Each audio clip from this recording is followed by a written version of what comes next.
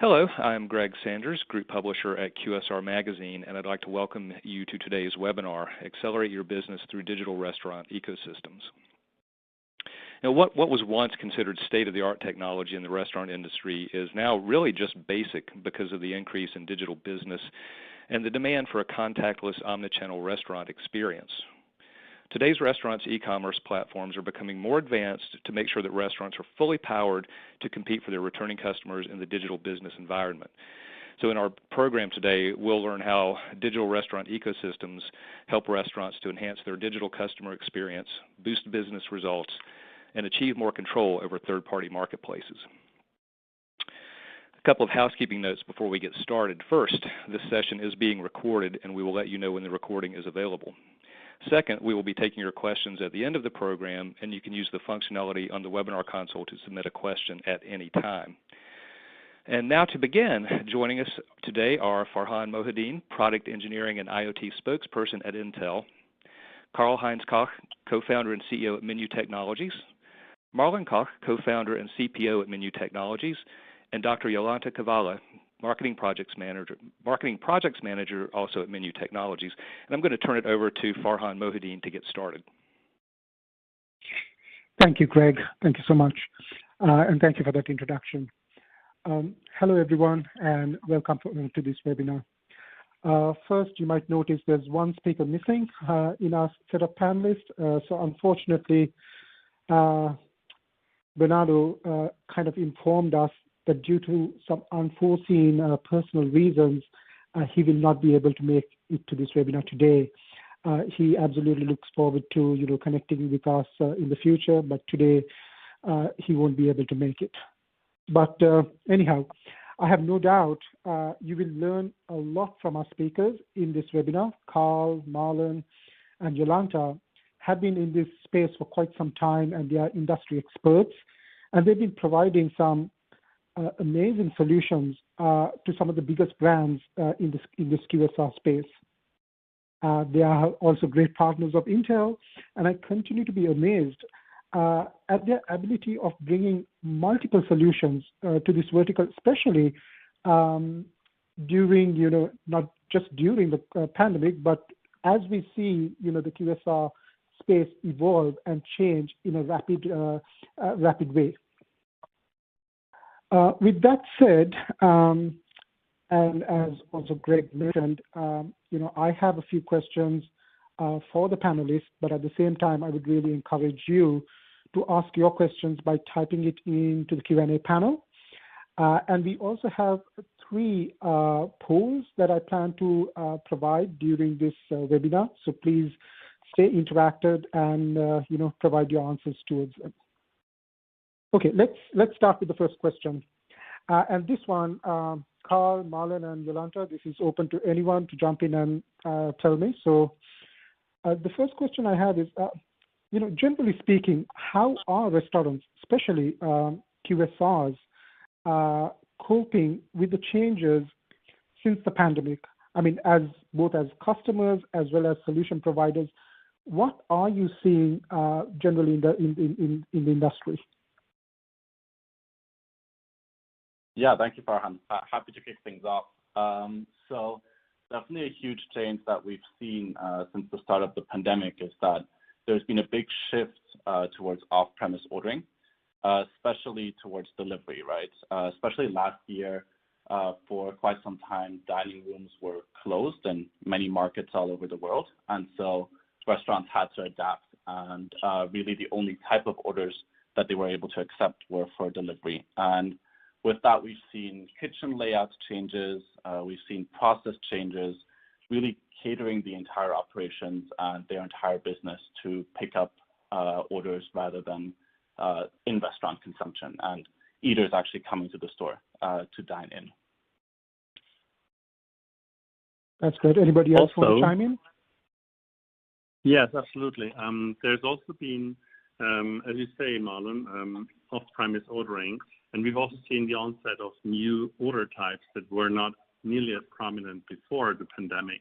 And that is certainly curbside, which is sometimes referred to as the new drive-through, because you don't have to line up, and you also don't have to enter the restaurant. to get your order. It's delivered to the car. And then there's something that we call food spot, because a lot of the canteens during the lockdowns, they had to close. And that is a new way for office staff to get their lunch on time and even with a discount, because typically the corporates have a deal with the restaurant chain.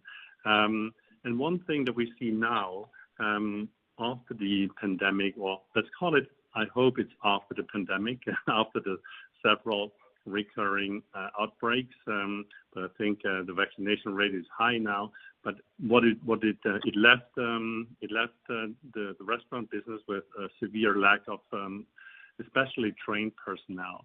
What we're now seeing is that online ordering moves from off-premise to in-premise, and we see a number of significant restaurant chains adopting table ordering, online table ordering, and that is really a very new and significant trend that we observe.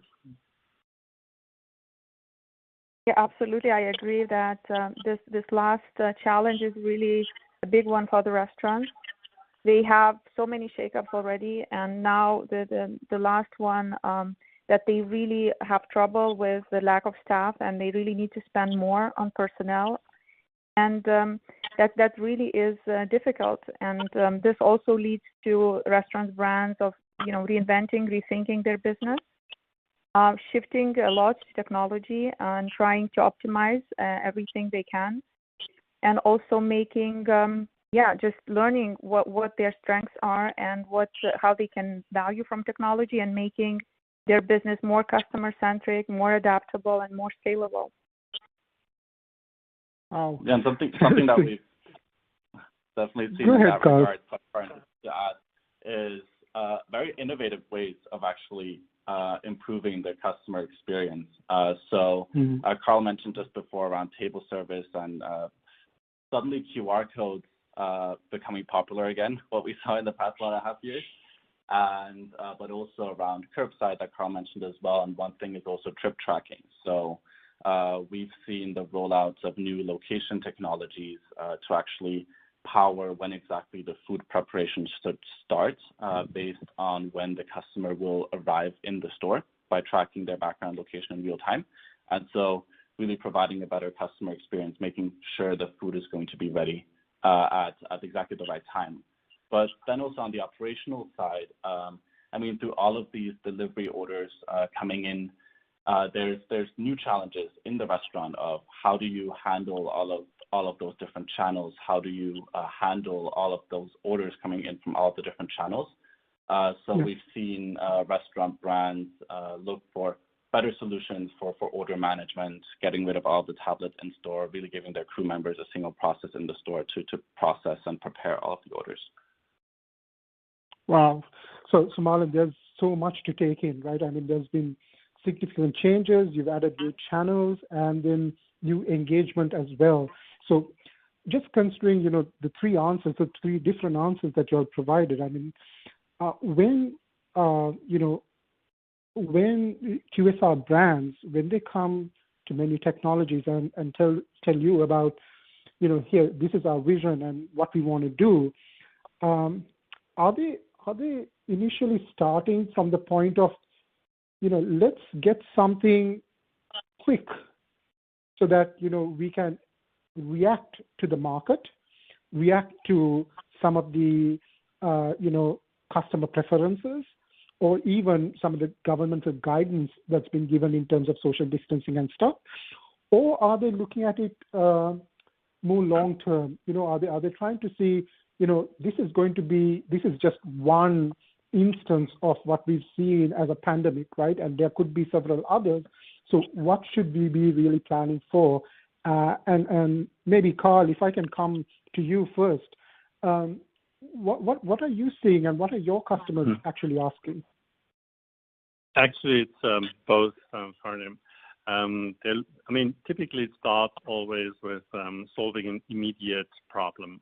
And that may be enable mobile ordering at the table, or an ordering terminal in a QSR, or indeed a web or mobile order application to drive takeaway or delivery orders, or to integrate an external order interface, such as third-party delivery services, so that the orders are automatically injected into the POS system, or indeed, have a loyalty program implemented.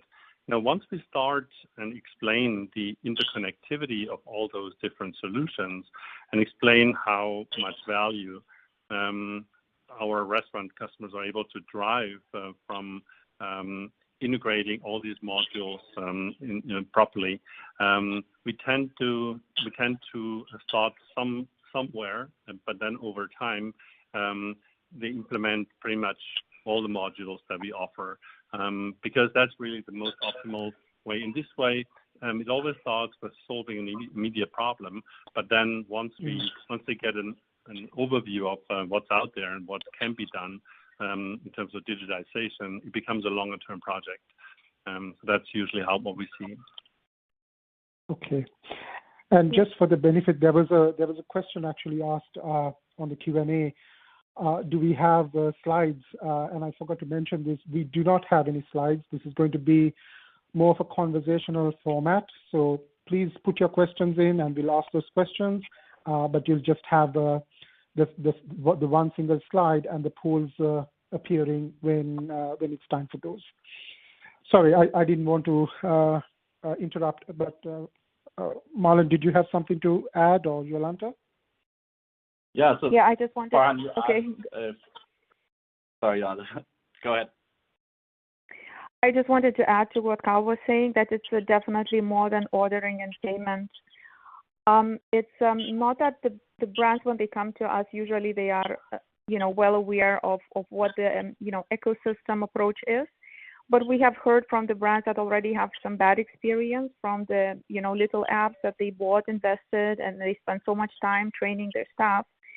And then these brands come to us and they say, okay, so now I'm at a place with an app instead of being a place with a brain. And I think that's a major difference, because it's not about the application that you have. If your apps are not connected to each other, if you have scattered reports, if your staff has to manage multiple disconnected interfaces, that becomes more as a headache rather than a value added. And I think that's what we really want to avoid. When we talk to the brands, we really want to achieve what is good for their business instead of just trying to sell the solution that is not going to work for them long term. And I think that if you really want to see this competitive advantage, and you are definitely going to go for more than order and payment, because you really want to learn about your customers. You want to have analytics. You have to understand where your business is going. And I think especially it's actual for restaurants that are managing chains and they have multiple franchisees in versatile and complex markets.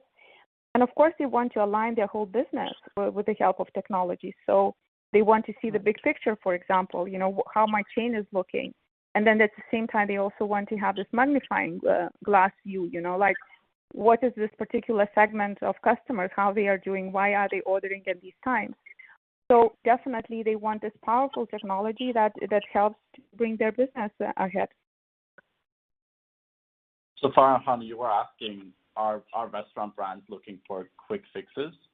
So, yeah. I mean, every brand is looking for a quick solution, right? Everybody's looking for rapid time to market. I mean, the market is evolving so quickly, and restaurants need to be able to cater to the latest customer needs and demands. But that's what we've seen, and it's also what's important is that they're looking to leverage existing proven solutions. So not reinventing the wheel, having something that's already been proven in the market that is quick for them to implement, and where they can have the security and the confidence that it will work well in their technology stack, and it will be accepted well by their customers. And so just because they want a quick solution, they're not sacrificing on quality.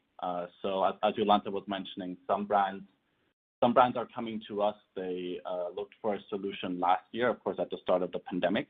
They looked for something quick that they could implement, but they're now taking the time to to reconsider the technology decisions that they've taken and really make sure that they have a scalable, a sustainable, and a future-proof technology platform to work with for the future. Great. And just picking on that particular point, Marlon, I'm just wondering, like, did they realize that, at the point they decided, okay, we're going to start with this, but let's take a longer term view soon after, or how do those kind of conversations come about? Because I'm assuming they might have said, okay, I want to implement a new channel, and they pick up one of the modules that you all provide, and then they soon realize, oh, I've got siloed data or something like that. And how does that engagement then take place? Yeah, so coming from other solutions, usually they, at the start of last year, had to implement something quickly, and then just over time realized that they were actually missing all of the different touch points that they needed, or they were missing the right integrations actually with the systems that they already had in the store to have a good operational process, or it was just a lot of different interfaces, a lot of different platforms that they needed to use to actually manage their content and also the customer data, as you were mentioning.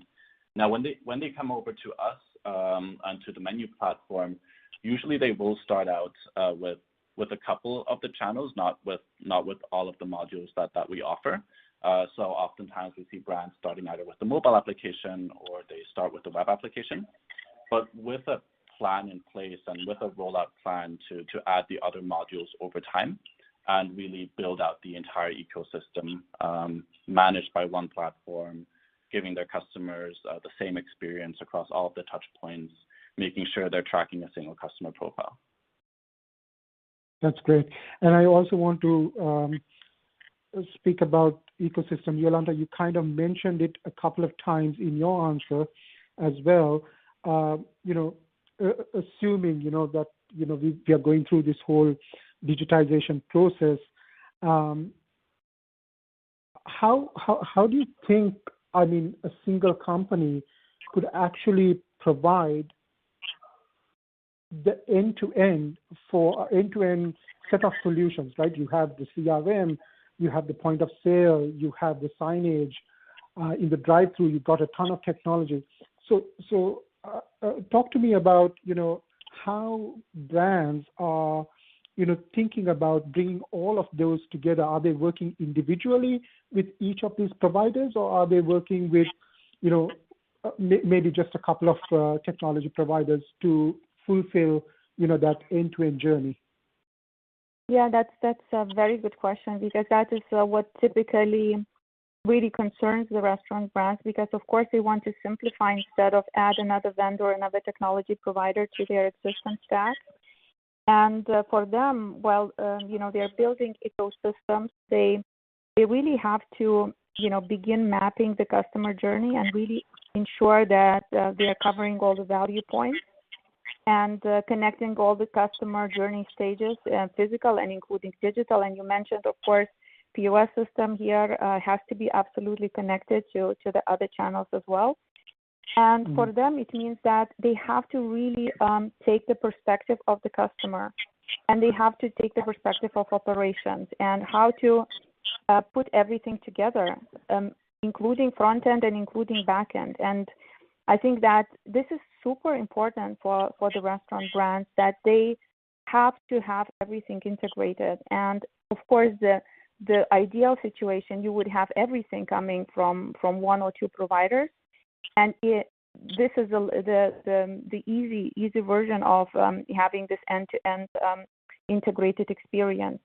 But I think what is also important that as you build the ecosystems, as you think about your end-to-end customer journeys, you have to also think about that if you have more modules covered by one vendor, that is very much likely that it will be also easier for your staff, because then they will receive the training from the provider that they know more modules, they can cover more modules. You will have also this vendor would have probably staff perspective taken into account, which is very much often overlooked. As we think about the customers, a lot of times restaurants, they tend to forget that their staff will be using and they will be working with the backend. And I think that is super important that you also have to assess that anything that you're implementing in terms of technology, it has to also work with your staff instead of adding additional workloads or them juggling, I don't know, as Marlon said, several interfaces, several paths.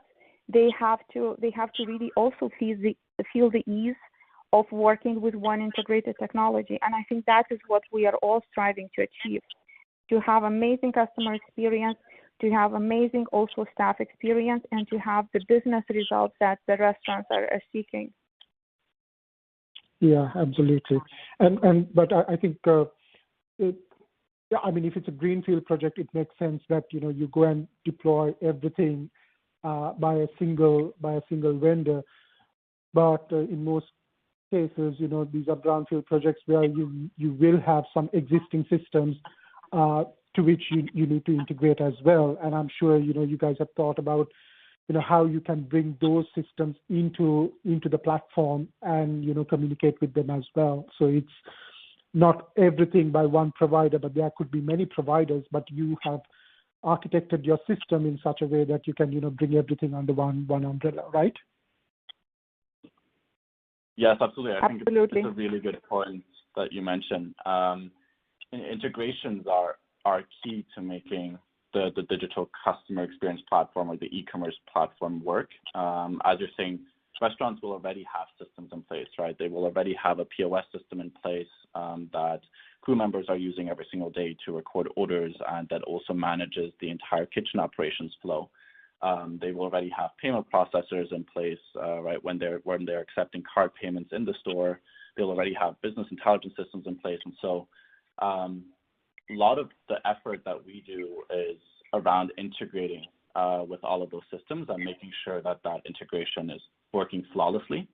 So orders are coming in through the POS, through the same workflow that crew members are already used to today. And any system that, for example, an accounting, a finance team is looking at, or so executives will show all of the revenue data, all of the item data, all of the purchase data as it should be.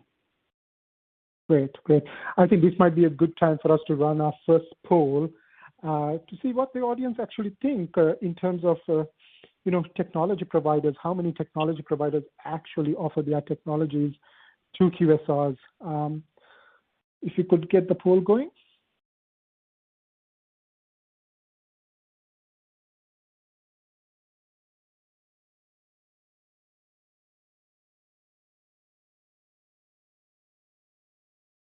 Okay, I think we'll keep that open for about 20 seconds, and the results are up.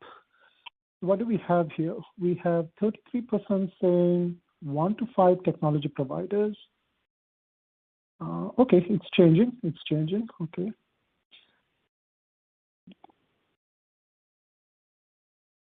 All right. I think it's skewing more towards A and B, 1 to 5 or 6 to 9. What do you think about that? Is that kind of accurate? Yeah, I think that it depends really how you look at it. Of course, in a typical restaurant, you have so-called the front of the house and back of the house technology. Mm-hmm. And if we speak about the customer experience technologies, definitely 6, 9, and then you add, of course, all the back of the house technology, which sometimes includes the warehouse and, as Marlon mentioned, HR and payroll systems that the restaurants have to manage. So pretty much it moves towards the C and D answers in a lot of cases. But but I kind of also agree with the audience that it's not always transparent how much workload still the technology gives to the restaurant staff, and we always have to take it into account when the restaurants and when we work together on the technology for them. Absolutely. I think I spoke a bit early by saying it's A and B because you've got the same percentage for D as well. But realistically speaking, these devices, or at least the amount of technology that is going into restaurants is ever increasing. And as you have more computer vision, more natural language processing, and AI coming into that space, there's more and more partners bringing innovative solutions. So it makes a lot of sense for partners like Menu to actually aggregate all of those together and create that end-to-end. All right. Marlon, I think just looking at these numbers, and also because you're kind of like the head of products as well, in addition to the co-founder at Menu. So when you see this many integrations, this many components that actually go into a QSR solution, how do you continue to evolve your product and even architect your product, considering how quickly and rapidly QSRs are changing their processes, QSRs are changing, the points of interaction, and bringing new ways of, increasing the engagement with customers? Yeah, absolutely. Great question.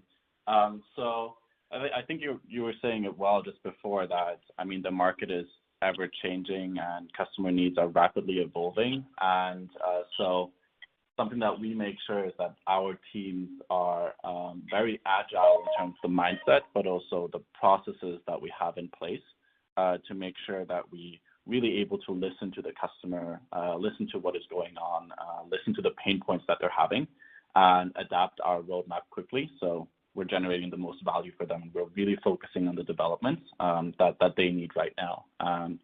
So there are a few core principles that we do have that really make this possible and by which we've architected the system.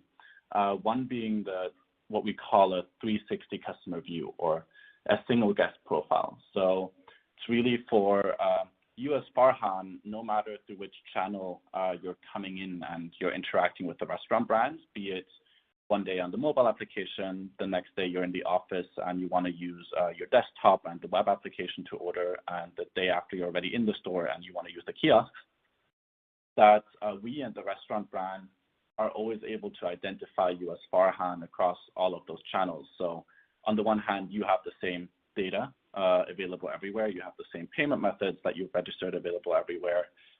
If there's a loyalty program integrated, you can collect points across all the channels and you can redeem those for rewards. But also on the brand's end, that they're able to understand how customers are interacting through different touch points, and they can make sure that the recommendations that they're giving to you, the offers that are giving to you, are taking into account all of your interactions across those touch points. And so as new channels are being introduced that you are interacting with the brand with, let's say, for example, you have chatbots coming in and suddenly the brand is allowing consumers to interact with them and place orders through a chat feature, through a chat app, that same still applies. And even if you're coming in through that channel, the messaging that you're getting and the experience that you're getting is really personalized to you.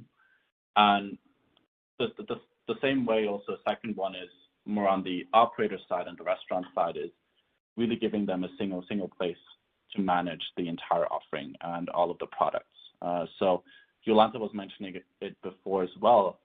Really one of the big pain points that brands are having today is actually making sure that they have a consistent offering across all of those different channels that are being introduced.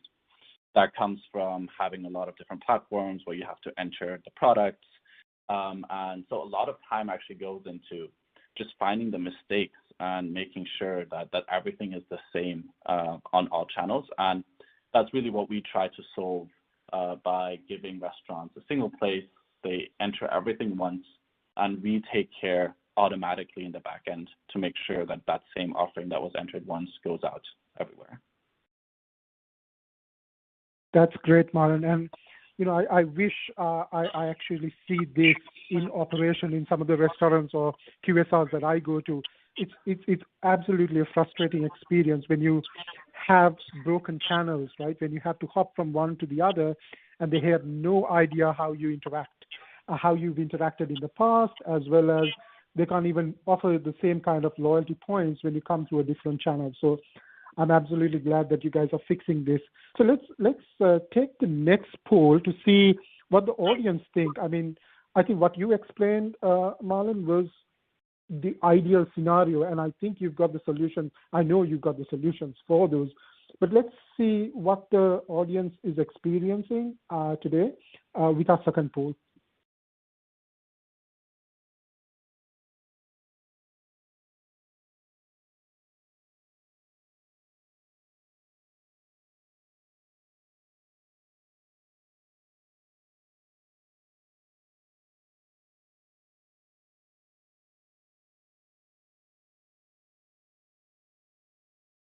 I think in the second poll, can you see the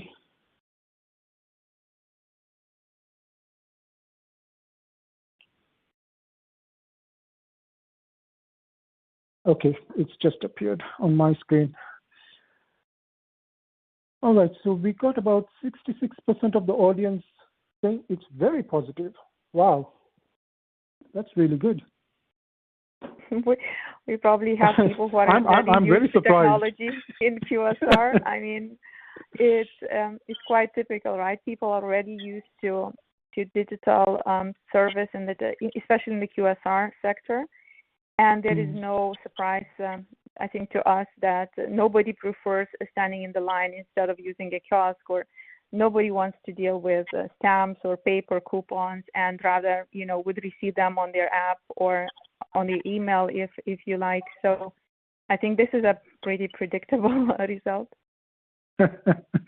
What I like about the kiosks and every other technology component that you have in most QSRs is that interaction. But what I've not seen is everything being connected to each other and giving you that seamless experience. So yeah, if this is what our audience is seeing, then that's really great.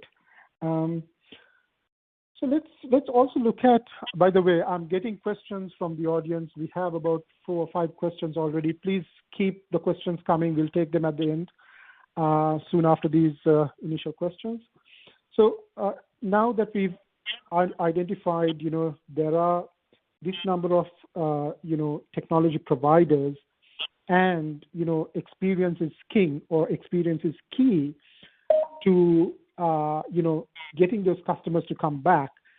In a typical restaurant ecosystem,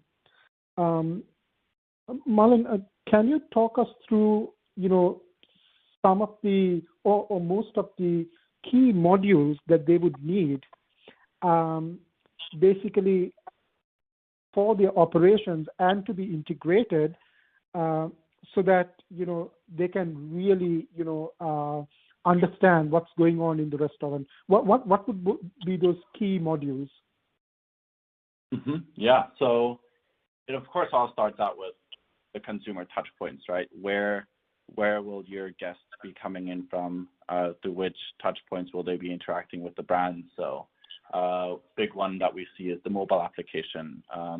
Every brand wants to establish a presence on the device that every single person is using every single day and has in their pocket all of the time. Then also the web application offering the same experience, kiosks you were just talking about before. But also there's a lot of other touch points, like all of the different aggregators, right, where restaurants are positioning themselves as well, and they're having a lot of orders come in from. And so in the back end of all of that, it's really important to have a scalable, on the one hand, menu management system. But I was talking about that before, about the importance of only entering the offering once and having that propagate out to all of the different consumer touch points. But then also an ordering engine, right? In the end, the reason why we're doing all of this, the reason why we're creating all of those channels, is because we want consumers to be transacting through those with the brand, and making sure you have a scalable platform there that will grow with you and that will be able to handle the amount of transactions that are coming through in a very reliable way is really important.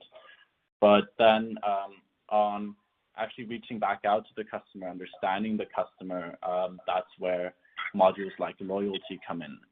So giving customers the possibility of getting points, giving them the possibility of earning rewards, and then on top of that, also a CRM platform, so a customer relationship management system that kind of aggregates all of this data and gives you a platform where you can then segment your customer base. You can choose what kind of campaigns and what kind of messages do you want to play out to them, and that's through all different channels, right? Be it push notifications if they have the mobile app installed, reaching out to them via SMS if they don't, or also email to give them a larger piece of information at once. Right. I think there is a related question to this, and let me ask it now rather than waiting till the end, because it's very, very related to this section. So Howie Rubin from Reciprocity, he's asking us if how important is the mobile app in the order entry system, and is the retention a big problem for QSR companies? I think maybe you focus more on the QSR, the retention part of it. Mm-hmm. Yeah, so I think that the mobile app is not only, shouldn't only be considered as an order entry system, right? It should be thought of as a channel that you're interacting and engaging the brand with. And so alone with order entry and giving customers the possibility of transacting is not enough on the mobile application. And so brands are adding additional services on top of that to actually retain customers, keep them engaged, make sure they keep the mobile app on the phone, make sure they're not placing a single order, but they actually come back the week after or 2 weeks after to place an order again. So as I was mentioning on loyalty, or also having the right CRM in place, being able to personalize the messaging that they're sending, and also, very importantly, sending it at the right time, right? Based on if I'm more likely to be ordering at lunch or if I'm more likely to be ordering for dinner. So the customer comes back and keeps on ordering with the brand. So I like what you said, right? It's not just about ordering, but by doing more with that same mobile app, you tend to retain those customers more often by providing additional value. And at the same time, I'm also thinking, and this is the connected question to this is, all of this information, right? You're working with, let's say, multiple sources of data, right? Ultimately, it's this data that previously would have been running in different silos. You've aggregated everything together, and as you also mentioned previously, you have a 360-degree view of that customer, and also the restaurant themselves. They know what is happening in the back of house and the front of house, and they can really know what's going on in their restaurant. Now, the question I have is, if somebody is sitting on such a lot of data, right? How should they use this data, and have you got some examples around, or at least a view around how they might have used it successfully to increase revenue or to increase their operational efficiencies in the QSR? Carl, do you want to get us started on that? Yeah, absolutely. Thanks. Well, there's all this, we call it simple order data, such as most frequently ordered items and order amounts, which time during the day, et cetera, et cetera. But what Marlon just mentioned earlier is really important. That's why ordering is not enough. All these engagement modules, it all starts with coupons, discounts, loyalty, rewards. And that actually helps us to assign user behavioral data to a single user profile, which is shared across all the restaurant ordering channels. And that ultimately enables e-commerce. So what we're really talking about here is e-commerce, which is by definition data-driven. And that's what a fully integrated system really enables. But there's a lot of other data, and I just mentioned one or two of them before I let Marlon get on with it. But it's becoming a very transparent organization because with all the data syncing and integrating, you can track, of course, delivery jobs. You can make sure that you work with the right delivery service providers. You can even track, to some extent, the third-party delivery providers, how good of a job they do, and you can make your selections according to the results. But there's of course a lot more data in the system that we extract and make available and slice and dice in any way possible, so you can make use of it. But I'll let Marlon talk more about that. Yeah, thank you, Carl. So Marlon.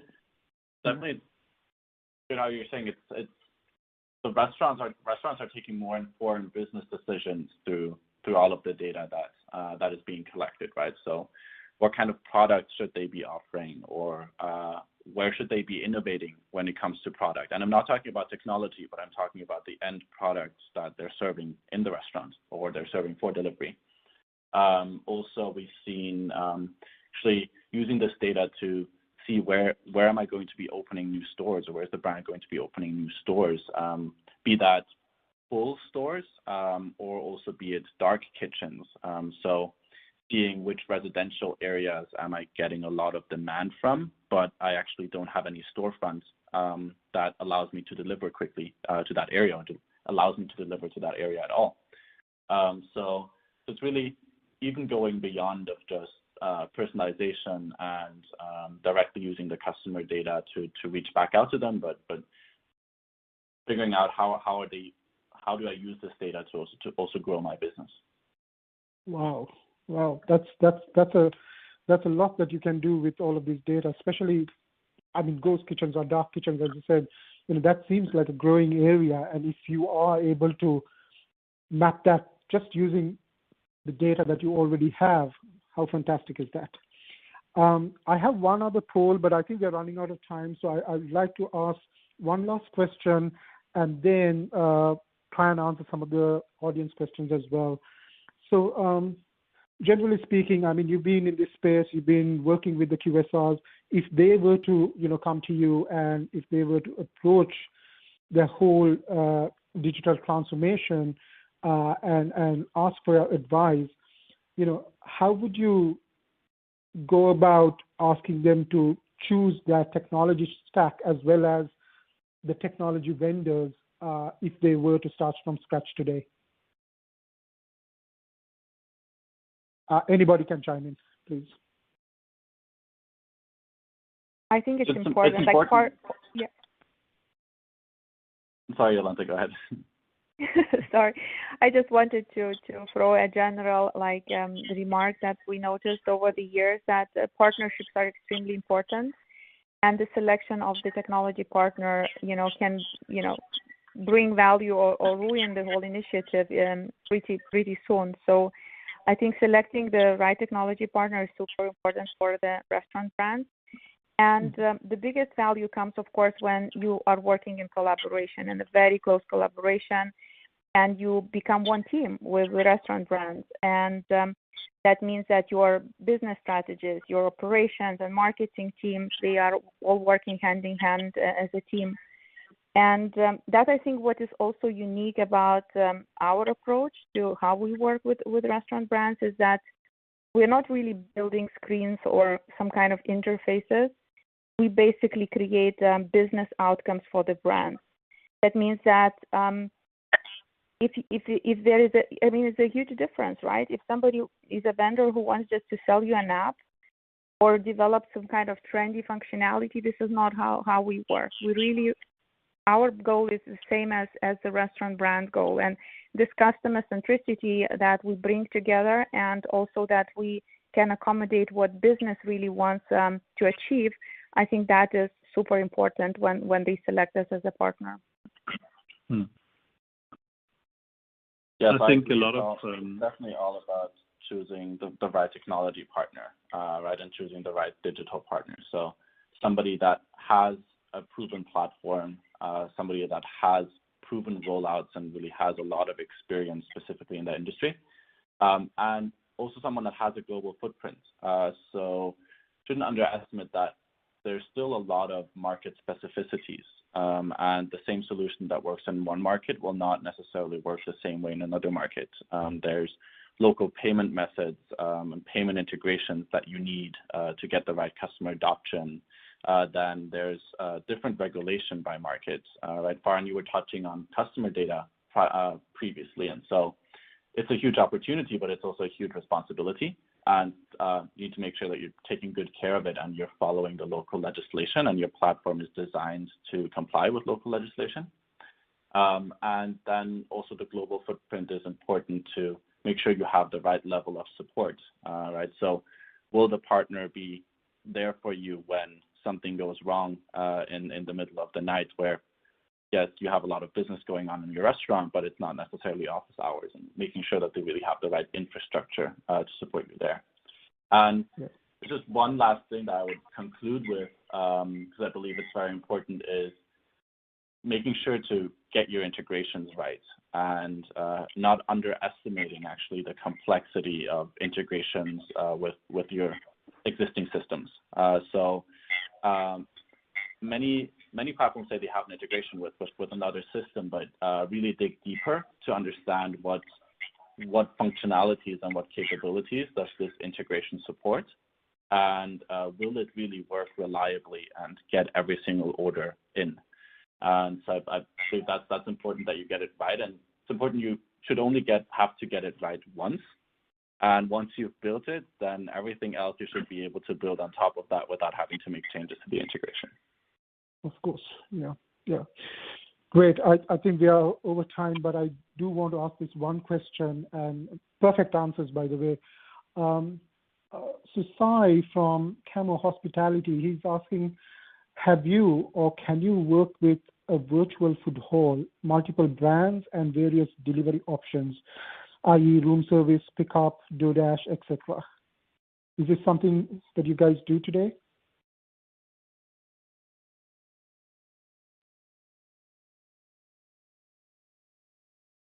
I can chime in. So yes, so we've seen the emergence of multi-brand applications.